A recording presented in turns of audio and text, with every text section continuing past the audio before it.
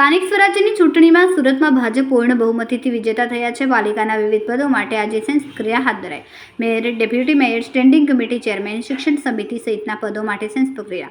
3 નિરીક્ષકોની team સુરતમાં sense લેવા પહોંચી. વિજેતા ઉમેદવારોના સેન્સ લેવાશે. હાલ સેન્સ લેવાની પ્રક્રિયા શરૂ કરી દેવાઈ છે.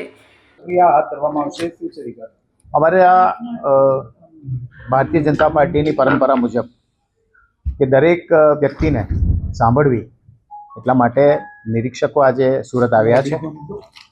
શબ્દશરણ બ્રહ્મભટ્ટજી, મયુરભાઈ રાવલજી અને જાહ્નવીબેન વ્યાસ, આ 3 નિરીક્ષકો આજે સુરતમાં અમારા ઓછામાં ઓછા અમે જે ગણતરી કરીએ છીએ 200 થી 250 લોકોને સાંભળશે, જેની અંદર કોર્પોરેટરશ્રીઓ ઉપરાંત અમારી સંગઠનની ટીમ, અમારા વોર્ડ પ્રમુખો, મહામંત્રીઓ, ધારાસભ્યશ્રીઓ, સાંસદશ્રીઓ બધાને સાંભળશે.